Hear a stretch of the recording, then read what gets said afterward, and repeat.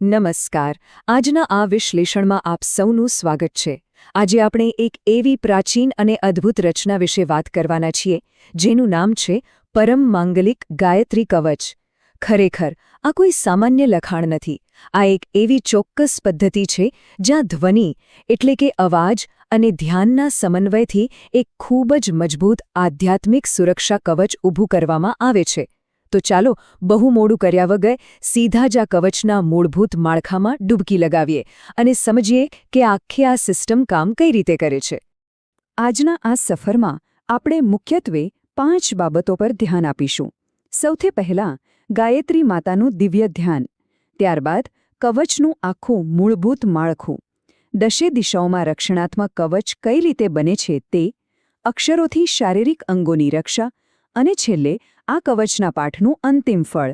બસ આ જ ક્રમમાં આપણે આગળ વધીશું. તો શરૂઆત કરીએ આપણા પહેલા વિભાગથી, ગાયત્રી માતાનું દિવ્ય ધ્યાન. હવે કોઈ પણ સુરક્ષા કવચ બનાવતા પહેલા એક બહુ જ અગત્યનું સ્ટેપ આવે છે અને તે છે મનમાં એક એકદમ સ્પષ્ટ અને તેજસ્વી છબી ઊભી કરવી, જેને આપણે ધ્યાન કહીએ છીએ. મૂળ ગ્રંથમાં ગાયત્રી માતાનું જે વર્ણન છે ને તે ખરેખર અદ્ભુત છે. એમની કાંતિ એટલે કે તેજ, મોતી, પરવાળા, સુવર્ણ અને નીલમણી સમાન છે અને સૌથી નોંધપાત્ર વાત એ છે કે તેમને 3 નેત્ર અને 5 મુખ છે. તેમના મસ્તક પર ચંદ્રથી બાંધેલો અને રત્નોથી જડેલો મુકુટ શોભી રહ્યો છે. આટલી સચોટ છબી ઊભી કરવાથી મન તરત જ એકાગ્ર થઈ જાય છે. ચાલો હવે જોઈએ કે માતાએ પોતાના હાથોમાં શું ધારણ કર્યું છે. આ પણ એટલું જ રસપ્રદ છે.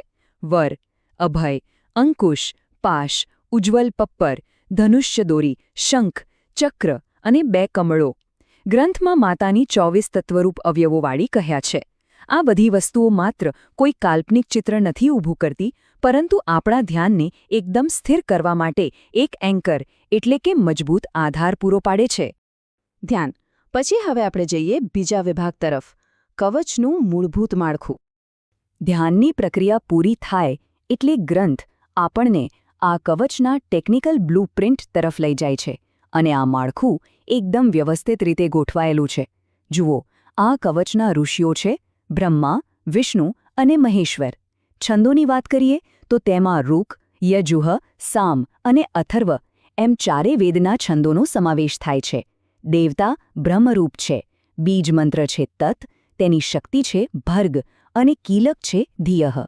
હવે કદાચ એવો વિચાર આવે કે આ બધું શા માટે? તો તેનો વિનિયોગ એટલે કે અંતિમ ઉદ્દેશ્ય છે મોક્ષ, એટલે કે આખી સિસ્ટમ મોક્ષ પ્રાપ્તિ માટે એક મજબૂત પાયો તૈયાર કરે છે. હવે આ કવચ વાસ્તવમાં કામ કઈ રીતે શરૂ કરે છે તે જોઈએ. અહીં મંત્રના અક્ષરોને જૂથમાં વહેંચીને આપણા શરીરના મુખ્ય ઊર્જા કેન્દ્રોને સુરક્ષિત કરવામાં આવે છે. જેમ કે મંત્રના પહેલા 4 અક્ષરો હૃદયની રક્ષા કરે છે, પછીના 3 અક્ષરો મસ્તક એટલે કે શિરની, ત્યારબાદના 4 અક્ષરો શિખાની રક્ષા કરે છે, પછીના 4 નેત્રની અને અંતિમ અક્ષરો અસ્ત્ર તરીકે કામ કરે છે. છે ને એકદમ તાર્કિક ગોઠવણી? શરીરના સૌથી સંવેદનશીલ હિસ્સાઓ અહીં પહેલા આવરી લેવામાં આવ્યા છે. આગળ વધીએ આપણા ત્રીજા વિભાગ પર, દશે દિશાઓમાં રક્ષણાત્મક કવચ. શરીરના કેન્દ્રો પછી હવે આપણે થોડા બહાર તરફ જઈએ. અહીં ભૌતિક શરીરની આસપાસ દિશાઓનું એક મોટું સુરક્ષા કવચ ઊભું કરવામાં આવે છે. દરેક દિશા માટે એક ચોક્કસ દેવીની નિયુક્તિ થઈ છે. પૂર્વમાં ગાયત્રી, દક્ષિણમાં સાવિત્રી, પશ્ચિમમાં બ્રહ્મસંધ્યા અને ઉત્તરમાં સરસ્વતી રક્ષા કરે છે. ખૂણાઓની વાત કરીએ તો અગ્નિ ખૂણામાં જ્વાળા, નૈઋત્યમાં પવની, વાયુમાં પવની વિલાસિની અને ઈશાન ખૂણામાં રુદ્રાણી રક્ષા કરે છે. આમ આપણી ચારે તરફ એક મજબૂત પરિમિતિ તૈયાર થઈ જાય છે. પણ વાત અહીંયા અટકતી નથી. આ સુરક્ષા માત્ર સપાટ અથવા 2D નથી, આખે આખું 3D કવચ છે. ઉપરની દિશામાં બ્રહ્માની રક્ષા કરે છે અને નીચેથી વૈષ્ણવી, અને આ બધાને જોડતી કડી એટલે કે 10 દિશાઓમાં એક સાથે રક્ષા કરનાર દેવી છે ભુવનેશ્વરી.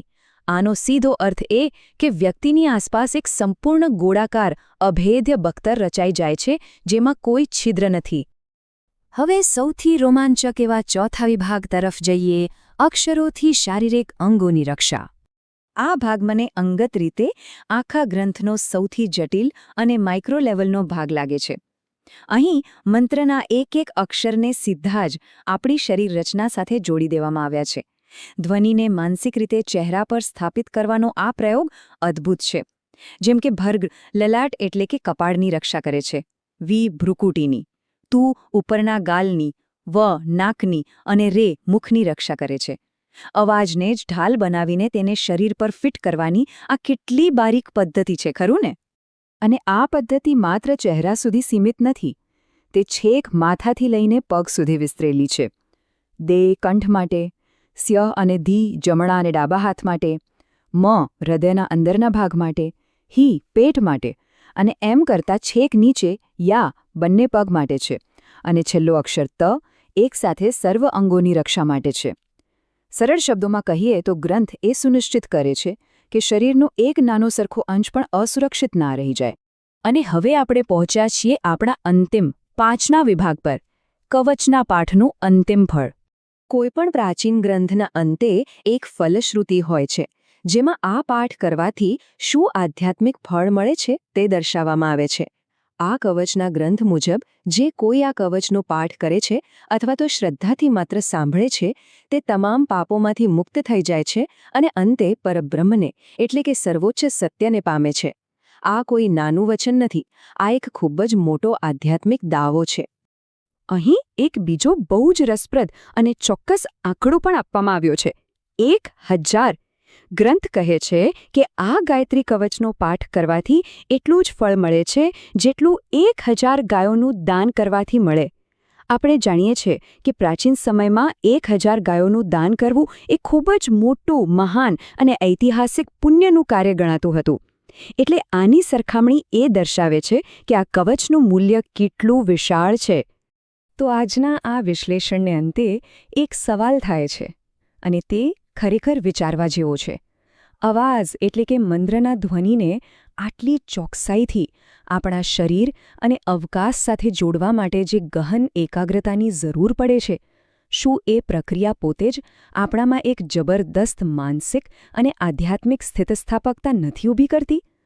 આ પ્રાચીન સિસ્ટમ પાછળનું જે આ મનોવિજ્ઞાન છે, તે ખરેખર રોમાંચક છે. આશા છે કે આ સમજૂતીથી આપણને સૌને કંઈક નવો જ દૃષ્ટિકોણ મળ્યો હશે. અમારી સાથે જોડાવા બદલ ખૂબ ખૂબ આભાર.